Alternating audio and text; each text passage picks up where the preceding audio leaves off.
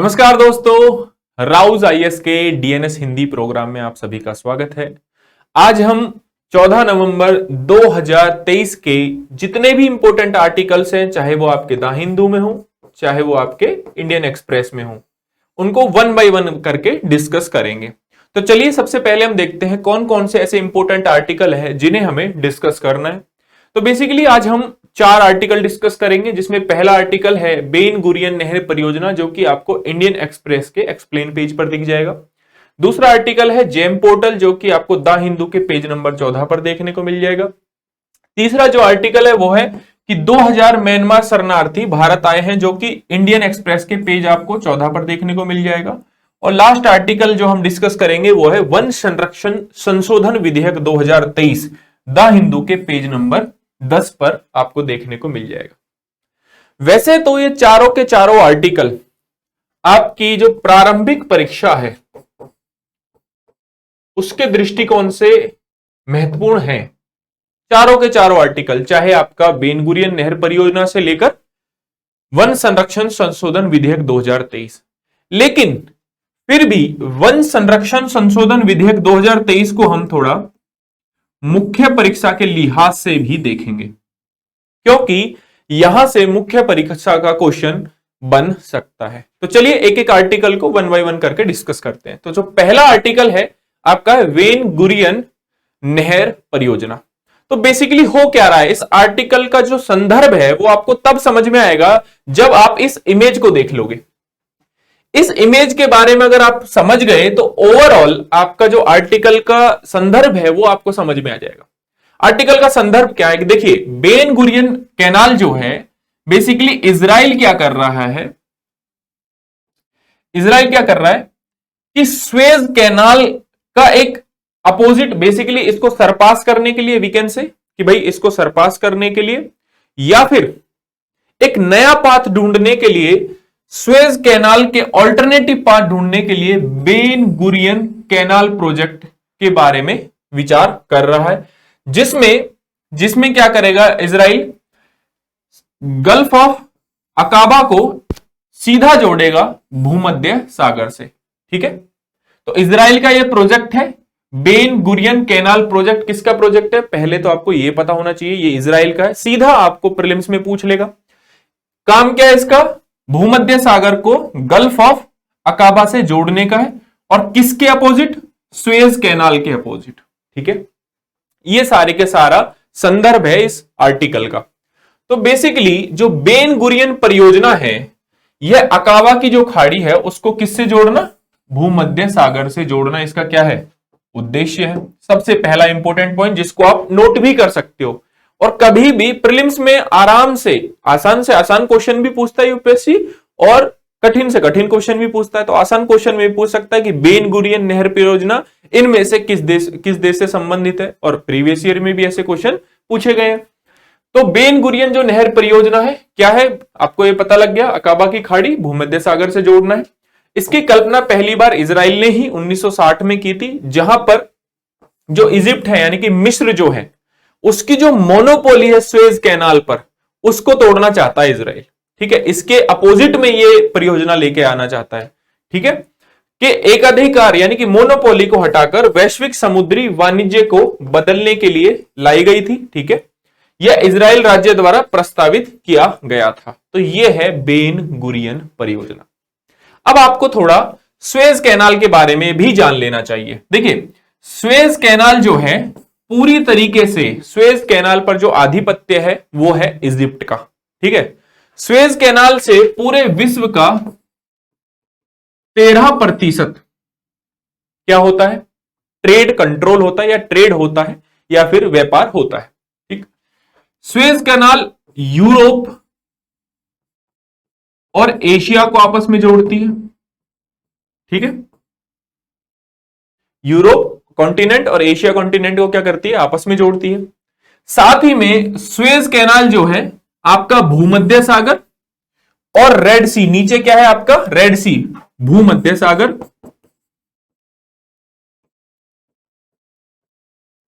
और लाल सागर, रेड सी, इन दोनों को आपस में जोड़ती है, ये आपको पता होना चाहिए।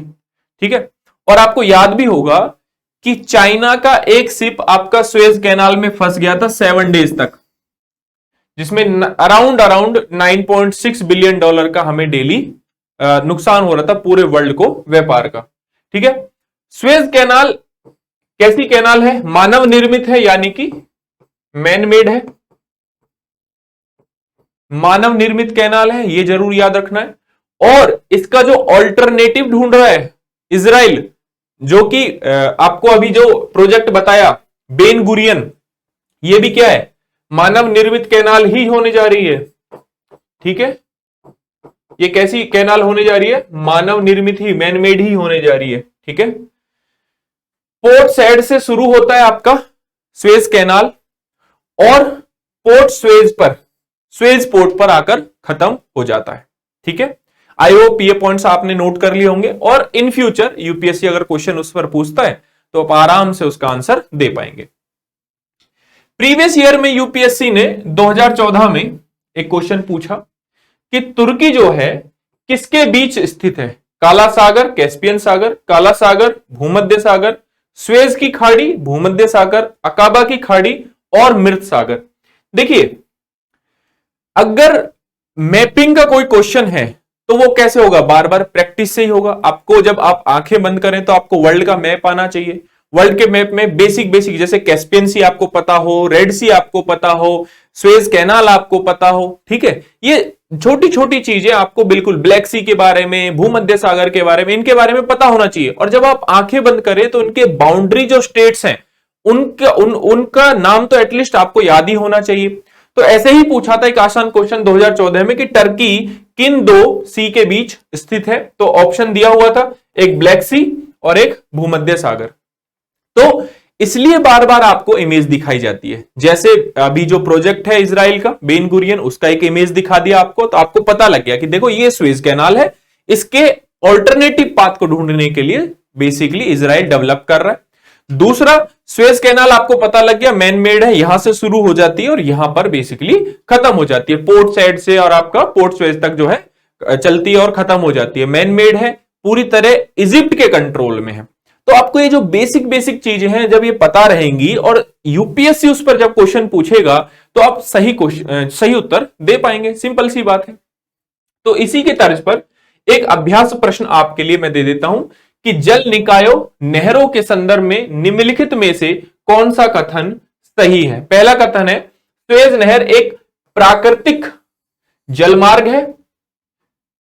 कौन सा कथन गलत है? मतलब कौन सा कथन गलत पूछा हुआ है? तो सुएज नहर एक प्राकृतिक जलमार्ग है जो भूमध्य सागर को काला सागर से जोड़ता है। ठीक है, बेन गुरियन नहर अकाबा की खाड़ी और भूमध्य सागर को जोड़ती है।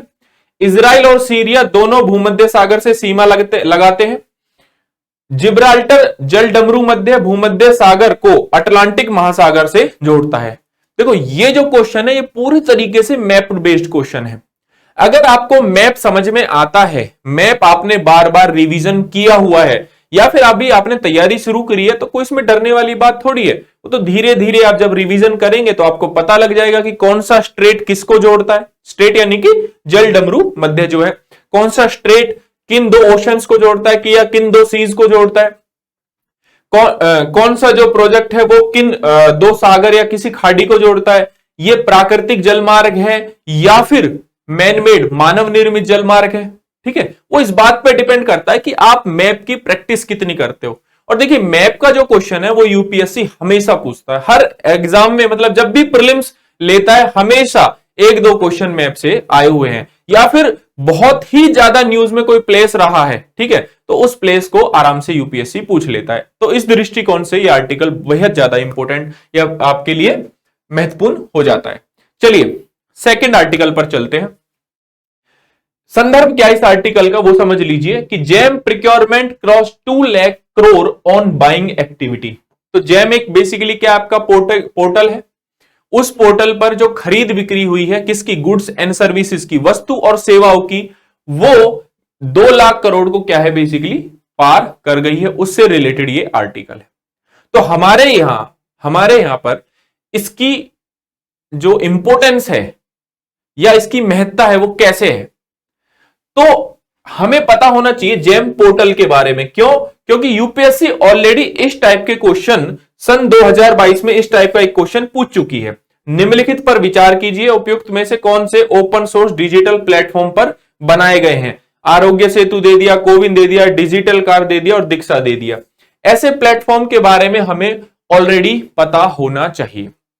तो जेम इसी दृष्टिकोण से क्या हो जाता है, महत्वपूर्ण हो जाता है। तो चलिए जेम पोर्टल के बारे में जान लेते हैं। ठीक है, अगर हम जेम पोर्टल के बारे में देखें तो जेम का मतलब है गवर्नमेंट ई मार्केटिंग। ठीक है, गवर्नमेंट ई मार्केट प्लेस। ठीक है, सबसे पहले तो आपको यह पता होना चाहिए कि जेम का मतलब क्या है। जेम पोर्टल की जो शुरुआत है वो हुई थी सन 2016 में। जेम पोर्टल पर होता क्या है कि जितने भी विभाग हैं, ठीक है, जितने भी सरकार के जो विभाग हैं वो क्या करते हैं, इस पोर्टल पर वस्तुओं और सेवाओं की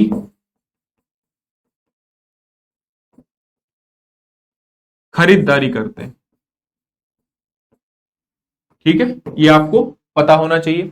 जैसे कोई विभाग है, उस विभाग को मान लीजिए कुछ लाइट चाहिए, कोई ऑफिस डेवलप हो रहा है, उसके लिए चेयर चाहिए, टेबल चाहिए, तो ये सारी की सारी चीजें मान लीजिए आपको कहां पर अवेलेबल है, जेम पोर्टल पर अवेलेबल है। तो वहां पर जितने भी विक्रेता, रजिस्टर्ड विक्रेता, पंजीकृत जो विक्रेता है, वहां पर वो जाएंगे, उन विक्रेताओं से वो सामान खरीदेंगे और बदले में उनको जो है पेमेंट कर देंगे। और बेसिकली एक पोर्टल बन जाता है जहां पर वस्तु और सेवाओं की क्या होती है, खरीद और बिक्री होती है। जेम जो पोर्टल है वो पूरे तरीके से मतलब 100% इस पर केंद्र का स्वामित्व है। ठीक है, केंद्र सरकार का पूरे तरीके से स्वामित्व है। ठीक है, अगर इसकी नोडल एजेंसी की मैं बात करूं, आप नोट कर सकते हैं, नोडल एजेंसी की मैं बात करूं तो इसकी नोडल एजेंसी है वाणिज्य एवं उद्योग मंत्रालय। वाणिज्य एवं उद्योग मंत्रालय इसकी नोडल एजेंसी है। तो ये सारी की सारी चीजें आपको पता होनी चाहिए। कोई भी प्रोडक्ट, कोई भी उत्पाद अगर यहां पर आप पंजीकृत कर रहे हो, क्या कर रहे हो, उसका पंजीकरण कर रहे हो, ठीक है, तो उसका ओरिजिन आपको बताना बहुत जरूरी है। एक उदाहरण ले लेते हैं, जैसे ये पेन है, ठीक है, इस पेन को कहां पर बनाया गया है, तो ओरिजिन क्या है उसको आपको बताना जरूरी है कि म्यांमार में बना है, चाइना में बना है, फिलीपींस में बना है, कहां पर बना है। तो जहां पर ओरिजिन हुआ है, जहां पर वो बना है, जब वो पंजीकरण हो रहा है वो उत्पाद का, तो उस उत्पाद के बारे में ये जानकारी होनी चाहिए। ठीक है, तो ये था आपका जेम के बारे में। ठीक है, अब जेम के बारे में आपको एक अभ्यास प्रश्न में दिए देता हूं। क्या अभ्यास प्रश्न है कि गवर्नमेंट ई मार्केट प्लेस के संबंध में दिए गए निम्नलिखित कथनों पर विचार कीजिए। 1, 2, 3 कथन है और 2023 के जो नया पैटर्न है यूपीएससी का, उसकी तर्ज पर आपके लिए क्वेश्चन बनाया गया है। तो आप इसका उत्तर हमेशा की तरह कहां पर देंगे, कमेंट बॉक्स में देंगे। चलिए अगला आर्टिकल हम डिस्कस करते हैं। तो बेसिकली अगले आर्टिकल का भी संदर्भ क्या है, चलिए मैं समझा देता हूं। Around 2000 Myanmar refugee cross over in a day to Mizoram Zokhawthar. ठीक है, तो बेसिकली मिजोरम का एक ये क्षेत्र है जोखावथर। ठीक है, यहां पर मिजोरम के इस क्षेत्र में 2000 शरणार्थी ने शरण लिया। कहां से, कहां से, म्यांमार से। ठीक है, तो around 2000 refugees are estimated to have cross over Mizoram Champhai since Sunday night. तो ये ओवरऑल बेसिकली डिस्कशन दे रखा है। The Indian border town Zokhawthar only a few kilometre from Myanmar town Rikhawdar. ठीक है, रिखावदर नाम का जो प्लेस है वो म्यांमार में है। वहां से ये जोखावथर में कहां पर शिफ्ट हो गए हैं 2000 शरणार्थी। इसलिए यह जो आर्टिकल है ये न्यूज में है। देखिए, दो तरीके से आर्टिकल इंपॉर्टेंट हो सकता है। पहला, एक तो आपको यह पता होना चाहिए कि हमारे जो बॉर्डरिंग स्टेट हैं या बॉर्डरिंग कंट्रीज हैं वो कौन कौन सी हैं, और उन्हीं बॉर्डरिंग कंट्रीज में से जैसे म्यांमार की अगर मैं बात करूं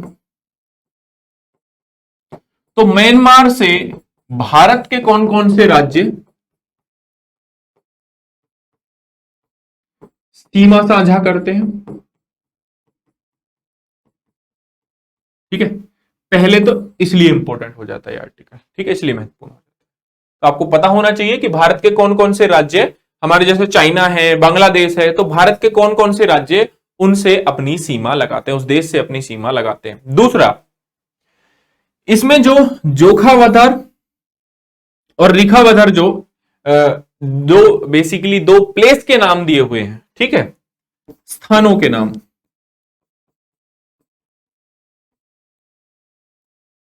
कि भाई ये म्यांमार में है, ये मिजोरम में है, ये अगेन फिर न्यूज में ये जो स्थान है ये आ गए हैं। तो क्या कर सकता है यूपीएससी, मैच द फॉलोइंग, ठीक है, निम्नलिखित का मिलान करे, यहां पर क्या कर देगा, आपको स्थान दे देगा जो दो अभी हमने डिस्कस करे, और यहां आपको क्या दे देगा, राज्य का नाम दे देगा या देश का नाम दे देगा, और बोलेगा मिलान करो इनके बीच। क्यों? क्योंकि स्थान क्या है, बहुत ज्यादा न्यूज में है। तो इसलिए आपको इन दो स्थानों के बारे में जरूर पता होना चाहिए, ठीक है, जोखावदर और आपका रिखावदर, ठीक है, जोखावदर वथर और रिखावदर के बारे में आपको पता होना चाहिए। तो कि रिखावदर जो है वो आपका है मिजोरम में, सॉरी म्यांमार में, और जो जोखावथर है वो आपका है मिजोरम में, ठीक है। चलिए आगे बढ़ते हैं। अब देखिए यहां पर आपका म्यांमार है, और म्यांमार अरुणाचल प्रदेश, नागालैंड, मिजोरम, मणिपुर, नागालैंड से और मणिपुर से क्या कर रहा है, अपना अपना बेसिकली बाउंड्री शेयर कर रहा है।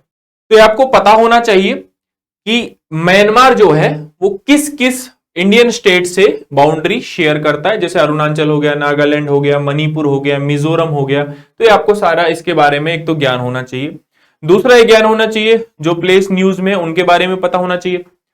एक इंपॉर्टेंट चीज दोबारा से मैं आपको बता देता हूं, त्याऊ नदी, ठीक है, ये त्याऊ नदी भारत और म्यांमार के बीच क्या करती है, सीमा बनाती है, ठीक है, क्या करती है, त्याऊ नदी भारत और म्यांमार के बीच सीमा बनाती है, पहली चीज। दूसरा, यही नदी आगे जाकर कालादान नदी से मिल जाती है, जो कि कहां पर है,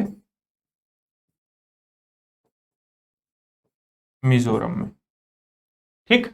तो जो आपका जो रिहावदार है वो आपका त्याऊ, जो आपकी त्याऊ नदी है उसके आपका बेसिकली ईस्ट साइड है, और जो रिखावदार है वो आपके वेस्ट साइड है, ठीक है। तो चलिए देख लेते हैं प्लेस कौन कौन से है। एक तो ये रहा जोखावथर, एक है रिखावदर, और इस टाइप के क्वेश्चन स्टेट्स के ऊपर यूपीएससी अक्सर पूछता रहता है। तो यही क्वेश्चन पूछा गया है सन 2016, ठीक है। चलिए एक अभ्यास प्रश्न मैं आपको दिए देता हूं कि भारत में निम्नलिखित राज्यों में कितने राज्यों की सीमा म्यांमार से लगती है। असम है, नागालैंड है, अरुणाचल प्रदेश है, त्रिपुरा है, मिजोरम है। तो केवल 2, केवल 3, केवल 4 या सभी 5? इसका उत्तर फिर से आपको देना है कहां पर, कमेंट बॉक्स में। चलिए आज का लास्ट आर्टिकल डिस्कस करते हैं, प्रीलिम्स के हिसाब से भी और मेंस के हिसाब से भी। आर्टिकल का जो जिस्ट है वो मैं आपको बता देता हूं, या आर्टिकल को जो संदर्भ है मैं बता देता हूं। आर्टिकल का संदर्भ यह है कि फॉरेस्ट कंजर्वेशन जो एक्ट है, वन संरक्षण अधिनियम, उसमें अमेंडमेंट हुआ है, और अमेंडमेंट जो पारित हुआ है वो 2023 का है, और इसमें कुछ कुछ चीजें जोड़ी गई हैं जिसको हम जानेंगे और कंपैरिजन करेंगे इस आर्टिकल में फॉरेस्ट कंजर्वेशन एक्ट 1980 का और फॉरेस्ट कंजर्वेशन अमेंडमेंट एक्ट 2023 का। ठीक है, इन दोनों का क्या करेंगे, कंपैरिजन करेंगे। ठीक, अब इस आर्टिकल में बताया गया कि कमेटी बैठी, कमेटी का रोल क्या था, जो चेंजेस हुए हैं 2023 में, अमेंडमेंट जो हुआ है, संशोधन जो हुआ है, उस संशोधन के बारे में बताया हुआ है। तो इस आर्टिकल में पूरे तरीके से फॉरेस्ट कंजर्वेशन में जो अधिनियम में जो संशोधन हुआ है 2023 में, उसकी चर्चा की गई है। ठीक है, तो चलिए आगे बढ़ते हैं, वन बाय वन करके एक एक सिंगल सिंगल चीज को इसमें समझेंगे, ताकि हमारा वन संरक्षण अधिनियम से कोई क्वेश्चन आए तो हमारे माइंड में वो क्वेश्चन तुरंत से फंस जाए और उसका हम सही उत्तर दे दें। ठीक है, चाहे मेंस में है चाहे प्रीलिम्स में है, दोनों के हिसाब से डिस्कस करेंगे। तो बेसिकली वन संरक्षण अधिनियम 1980 में आया और इसमें कई बार संशोधन हुए, 16 में हुए, 17 में हुए, 1988 में हुआ, कई बार संशोधन हुआ। और अभी जो अभी जिसके बारे में हम पढ़ेंगे वो है वन संरक्षण संशोधन विधेयक 2023। अब इन दोनों में क्या करेंगे, तुलना करेंगे कि पहले क्या था और अब क्या है, पहले क्या था अब क्या चेंजेस हुए हैं, पहले क्या चीज सही थी अब क्या चीज सही नहीं है, क्या समस्या है, सारी की सारी चीजें डिस्कस करेंगे। तो हम बात करें अगर वन संरक्षण अधिनियम 1980 की, तो सबसे पहली बात ये लाया क्यों गया। तो सिंपल सी बात है, लाया इसलिए गया कि जितना भी फॉरेस्ट एरिया है उसको विनियमित भी करना है ताकि उसका दोहन ना हो सके। क्या करना है, जितना भी वन का क्षेत्र है उसको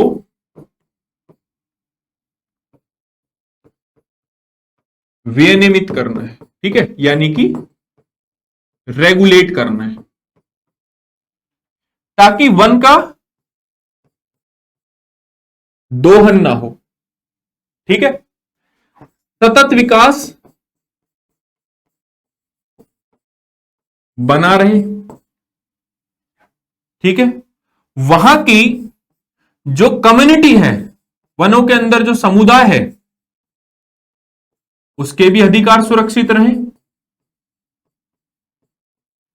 समुदाय के अधिकार, समुदाय निर्णय ले पाए,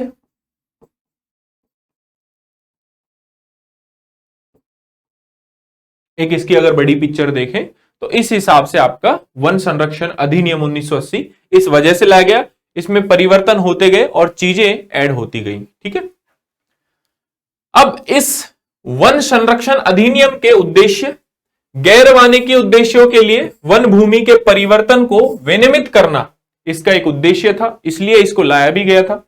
वनों का संरक्षण करना और उनका प्रबंधन यानी कि मैनेजमेंट करना, जितनी भी बड़ी बड़ी बातें हैं सारी की सारी चीजें इसमें इंक्लूड हो जाएंगी। फिर इसी अधिनियम 1980 में जो फॉरेस्ट कंजर्वेशन एक्ट है आपका 1980 का, इसमें कुछ केंद्र सरकार की पूर्व अनुमतियां लगती थी किसी कार्य को करने से पहले। तो किन किन कार्यों में वो पूर्व अनुमति की जरूरत थी, चलिए देखते हैं। पहला, वनों का अनारक्षित घोषित करना, कोई रिजर्व फॉरेस्ट है उसको डी रिजर्व घोषित कर रहे हैं तो उसके लिए हमें क्या, केंद्र सरकार से मंजूरी लेनी पड़ेगी। वन भूमि का गैर वन प्रयोजन, ठीक है, फॉरेस्ट का नॉन फॉरेस्ट यूज के लिए पर्पज करना, कोई इंडस्ट्री लगाना मान लीजिए वहां पर, या उन पेड़ों को वहां से काटना, उसके लिए भी क्या लगती थी, केंद्र सरकार की मंजूरी लगती थी। वन भूमि पर प्राकृतिक रूप से उगे पेड़ों को काटने के लिए भी केंद्र सरकार की क्या लगती थी, पूर्वानुमति लगती थी। यह प्रावधान है फॉरेस्ट कंजर्वेशन एक्ट 1980 के। चलिए फिर आगे बढ़ते हैं। फिर एक बड़ा फेमस मामला आया टीएन गोडवर्मन का 1996 में, वर्सेस यूनियन ऑफ इंडिया, बनाम भारत, भारतीय संघ कह सकते हैं, यूनियन ऑफ इंडिया।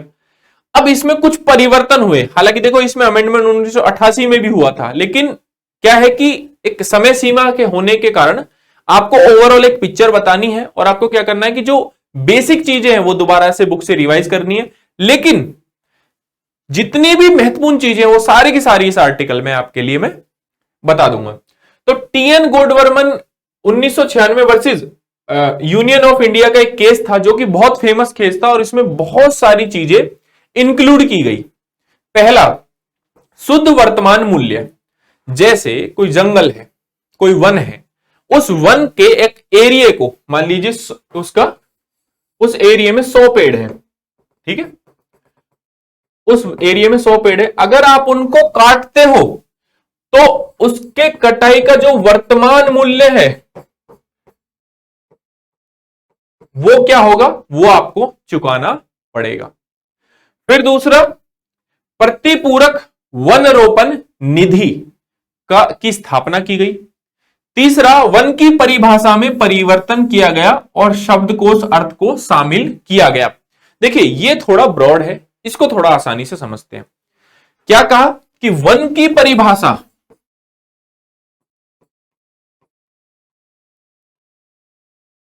में परिवर्तन किया गया, इसका मतलब यह है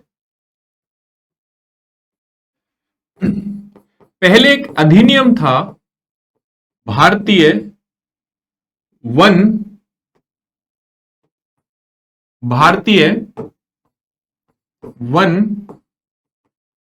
अधिनियम 1927। तो इसके अंदर जो पहले एरिया शामिल होता था, केवल और केवल वही एरिया किसकी कैटेगरी में आता था, किसकी श्रेणी में आता था, वन की श्रेणी में आता था।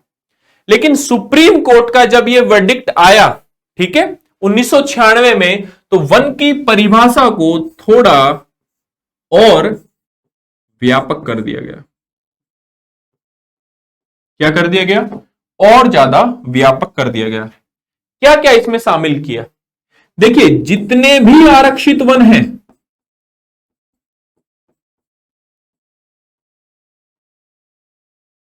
उनको भी अब वन के कैटेगरी में शामिल किया जाएगा। जितने भी संरक्षित वन हैं,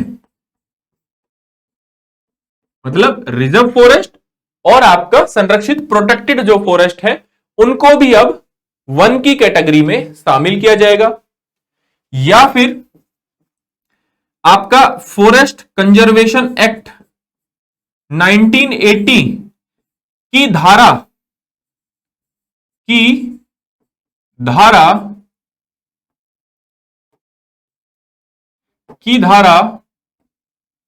2 के भाग 1 में जो भी क्षेत्र शामिल है वो किस में आ जाएगा, वन क्षेत्र में शामिल हो जाएगा। और वो क्षेत्र जो कि सरकारी रिकॉर्ड में शामिल है, उस क्षेत्र को भी हम क्या कहेंगे, उस क्षेत्र को भी हम कहेंगे कि ये जो क्षेत्र है ये है वन क्षेत्र। और इसके अलावा एक कॉन्सेप्ट आया यहां पर डीम्ड फॉरेस्ट का, इसको हिंदी में भी डीम्ड फॉरेस्ट ही बोलते हैं, ठीक है, डीम्ड वन बोलते हैं। इस कॉन्सेप्ट के अंदर उस क्षेत्र को भी वन माना जाएगा जो अभी तक नोटिफाई नहीं हुए हैं। मान लीजिए कि कुछ एरिया है, वहां पर थोड़ा घना जंगल है, बहुत ज्यादा पेड़ पौधे हैं वहां पर, तो उस क्षेत्र को भी वन के क्षेत्र में इंक्लूड किया जाएगा जो अभी तक केंद्र सरकार, राज्य सरकार ने अधिसूचित नहीं किए हैं। ठीक है, आई होप वन की जो परिभाषा है इस सुप्रीम कोर्ट के जजमेंट के बाद इतनी ब्रॉड हो गई है कि जो पहले वन था वो केवल भारतीय वन अधिनियम 1927 में जो शामिल क्षेत्र थे, नोटिफाई एरिया थे, केवल और केवल वही वन क्षेत्र में आते थे। परंतु इस जजमेंट के आने के बाद आरक्षित वन, संरक्षित वन, धारा 2 का जो भाग 1 है उसमें जो शामिल क्षेत्र है, कोई सरकारी रिकॉर्ड या वो क्षेत्र जो केंद्र सरकार और राज्य सरकार ने अभी तक अधिसूचित नहीं किए हैं, वो एरिया भी अब फॉरेस्ट की कैटेगरी में शामिल होने लग जाएंगे। आई होप समझ में आ गया होगा। अब हम आगे बढ़ते हैं, ठीक है, ये आप नोट डाउन कर सकते हैं। तो शब्दकोश की जो परिभाषा है, डिक्शनरी जो इन्होंने लिया, तो वो उसी हिसाब से ही लिया था जो मैं आपको डीम्ड फॉरेस्ट का कॉन्सेप्ट आपको बता रहा था। ठीक है, फिर अब हम बात करेंगे वन संरक्षण संशोधन विधेयक 2023 की, और इसमें क्या क्या शामिल किया गया, मतलब बेसिकली जो संशोधन है वो कौन कौन से संशोधन हुए हैं। तो पहला जो संशोधन है वो है कवरेज एरिया का। बड़े साधारण सी बात है, कवरेज एरिया का मतलब क्या है, वो आवर्त क्षेत्र या कवरेज एरिया। तो इन्होंने इसमें चेंजेस ये किया है कि 1980 से पहले पहले या 1980 के पहले पहले, जिसमें यहां पर आपको डेट भी, एग्जैक्ट डेट भी बताई हुई है कि 25 अक्टूबर 1980, ठीक है, 25 अक्टूबर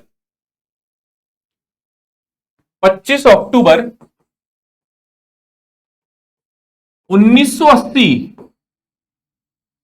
के दिन, और उससे पहले पहले, नहीं सॉरी, उसके बाद बाद वाले क्षेत्र, उसके 1980 के बाद जो एरिया है वो वन के क्षेत्र में आएंगे। दूसरा, 1996 से पहले पहले दूसरा कवरेज क्या है, 1996 से 1996 से पहले पहले जो वन गैर वन में परिवर्तित किए हैं, जो फॉरेस्ट नॉन फॉरेस्ट यूज में परिवर्तित किए हैं, वो भी आपके अब वन क्षेत्र में शामिल नहीं होंगे, वो भी आपके अब वन क्षेत्र में शामिल नहीं होंगे। तो दो चीजों पे इन्होंने विशेष ध्यान दिया है कवरेज पर। कौन कौन से? पहला क्राइटेरिया 1980, जो डेट मैंने आपको बताई 25 अक्टूबर 1980 के दिन, और 1980 के बाद वाले क्षेत्रों को ही वन क्षेत्र में शामिल किया जाएगा।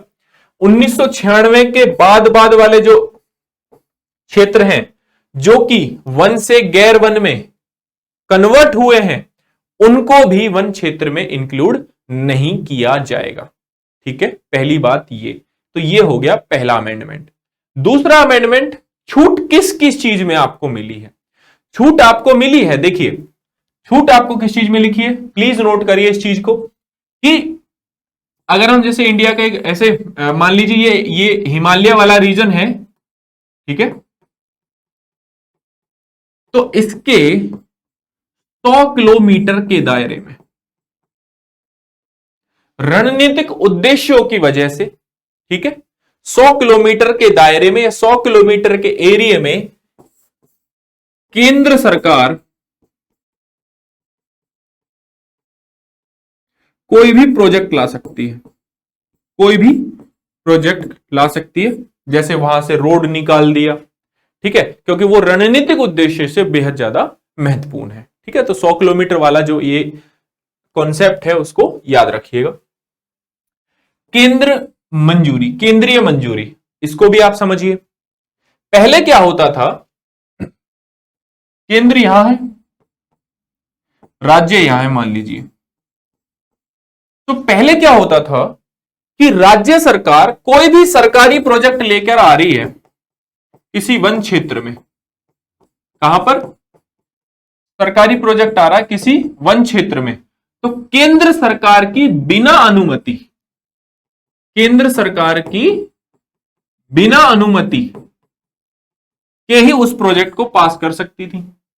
जबकि अगर कोई प्राइवेट प्लेयर कोई प्रोजेक्ट लेके आ रहा है वन क्षेत्र में, तो उसके लिए राज्य सरकार को केंद्र सरकार की परमिशन लेनी पड़ती थी, अनुमति लेनी पड़ती थी।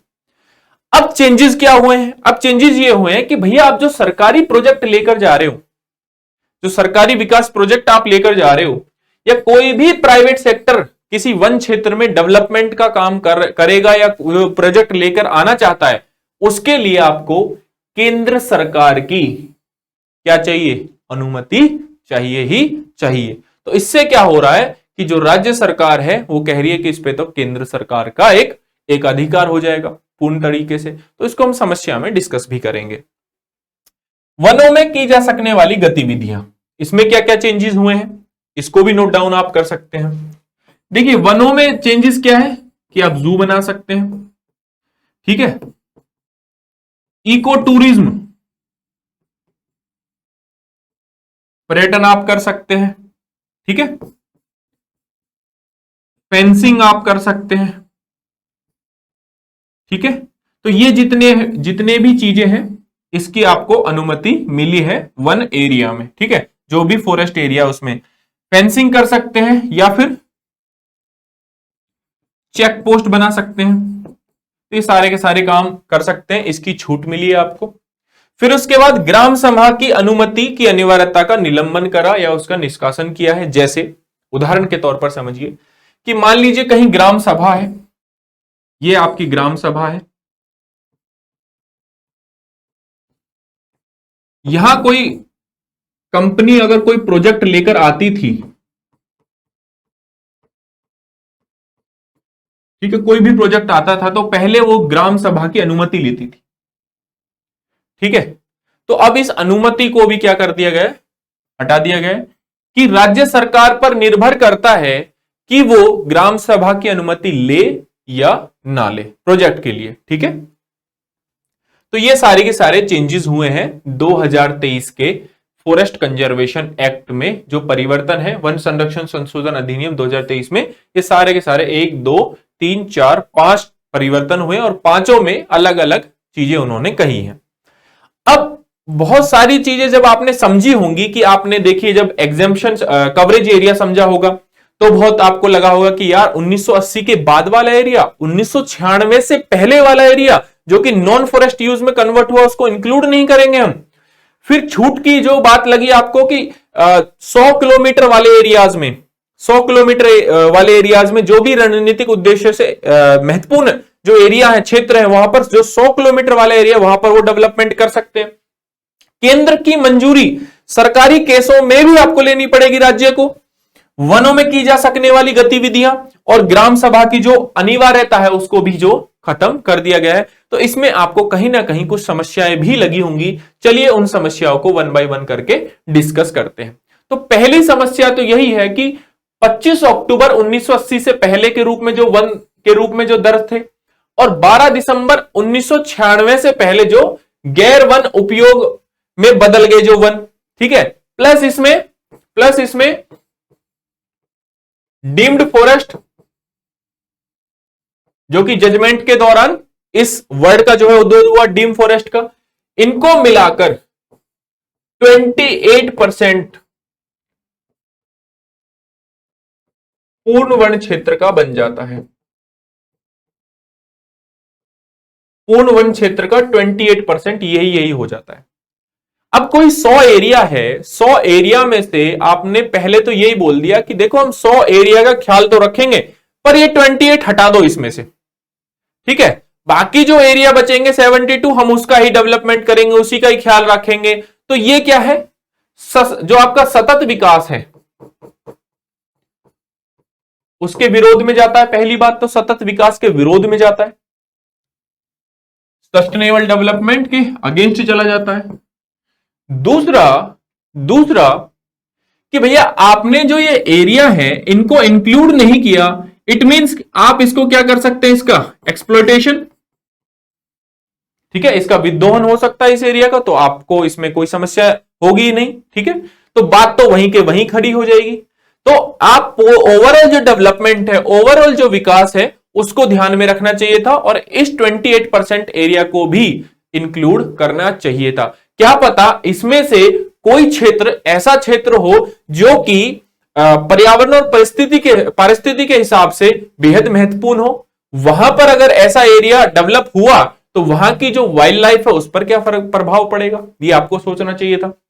दूसरा आपने जो बोला कि 100 किलोमीटर तक विकास हिमालय पर्यावरण के नाजुक क्षेत्र के लिए अच्छा नहीं है, कि भाई कोई भी एरिया है अगर वो रणनीतिक रूप से थोड़ा इंपॉर्टेंट है तो हिमालय एरियाज में वो 100 किलोमीटर तक क्या है विकास कर सकते हैं, बिल्कुल सही है, कोई इशू नहीं है। लेकिन आप सस्टेनेबल डेवलपमेंट भी करना चाहते हैं, आप इको फ्रेजाइल एरियाज को भी बचाना चाहते हैं। हिमालय वैसे ही इको फ्रेजाइल एरिया है पूर्ण तरीके से, वहां पर ऑलरेडी ही बहुत सारी समस्याएं जन्म ले चुकी हैं। तो वहां पर आप 100 किलोमीटर तक के एरिया में डेवलपमेंट लेके आओगे, इसका मतलब क्या है कि वहां पर फिर से जो पेड़ हैं वो कटेंगे, डिफोरेस्टेशन होगा विकास के नाम पर। तो एक और तो आप विकास की बात कर रहे हो, और दूसरी ओर उस जो सबसे संभावित परेशानी वाला क्षेत्र है या सबसे दुर्घटना वाला क्षेत्र है, जिसको सबसे ज्यादा संरक्षण की आवश्यकता है, उस एरिया में आप दोबारा से विकास कर दे रहे हो जाके। तो इससे जो हमारे उद्देश्य हैं, जैसे कार्बन सिंक हमें बढ़ाना है, इंडिया का जैसे नेशनल डिटर्मिनेशन जो कवरेज है या गोल है जो हमारा, ये सब कैसे पूरा हो पाएगा? हमें फॉरेस्ट कवर को भी बढ़ाना है। ऑलरेडी आप 28% को एग्जेम्प्ट कर चुके हो, आप इस एरिया में डेवलपमेंट करोगे तो ओवरऑल जो हमारा फॉरेस्ट कवरेज एरिया जो हम बढ़ाएंगे वो कैसे काम करेगा, ये भी सोचने का विषय है। ग्राम सभा की बाध्यकारी अनुमति का निष्कासन कर दिया आपने। इस अमेंडमेंट एक्ट के थ्रू क्या हुआ? सिंपल सी बात है कि भैया राज्य सरकार चाहे तो ग्राम सभा से पूछ सकती है कि भाई इस प्रोजेक्ट को यहां पर लेके आ रहे हैं तो आपकी अनुमति है या नहीं, और अनुमति दे या ना दे उससे कोई प्रभाव पड़ता नहीं है, पूर्णतः राज्य सरकार पर निर्भर हो गया है। ठीक है, तो ये भी लोकतंत्र में जो सबसे जो निचला स्तर है, जैसे ग्रामीण जो क्षेत्र है, भाई वहां के जो लोग हैं वो निर्णय लेंगे ना कि इस एरिया में ये होना चाहिए कि नहीं होना चाहिए। वही जो लोग हैं वही तो प्रकृति का संरक्षण करते हैं, वही तो अपने जो रीति रिवाज है उनका पूर्ण तरीके से पालन करते हैं। उनसे ही जब आप अनुमति नहीं लोगे तो वहां पर कैसे सतत विकास बनेगा? और कोई भी कंपनी आएगी वो क्या करती है, कोई भी प्रोजेक्ट ज्यादा से ज्यादा लाभ कमाना चाहता है तो उस एरिया में क्या कर देगा, विद्रोहन कर देगा फॉरेस्ट का। ठीक है, वहां की जो वाइल्ड लाइफ है जिसको ये लोग प्रोटेक्ट करते हैं उस पर इसका क्या प्रभाव पड़ेगा, इसके बारे में भी सोचना चाहिए था। केंद्र सरकार की ओर झुकाव। देखिए जो राज्य जो आपका वन है, वन संरक्षण है, वो संविधान की जो संवर्ती सूची है उसके अंदर आता है। तो संवर्ती सूची में केंद्र सरकार भी कानून बना सकती है और राज्य सरकार भी कानून बना सकती है। तो होना यूं चाहिए था कि केंद्र सरकार और राज्य सरकार दोनों एक प्लेटफॉर्म पर आते और दोनों सहमति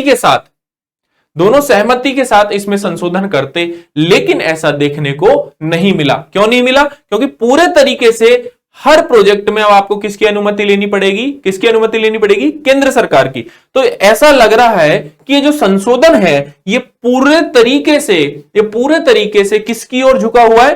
केंद्र सरकार की ओर झुका हुआ है। तो ये सारी की सारी समस्याएं हैं फॉरेस्ट कंजर्वेशन अमेंडमेंट एक्ट 2023 में। ठीक है, दोस्तों राउज आईएएस के इस डीएनएस हिंदी प्रोग्राम में आज के लिए इतना ही। मिलते हैं नेक्स्ट लेक्चर में। Thank you so much.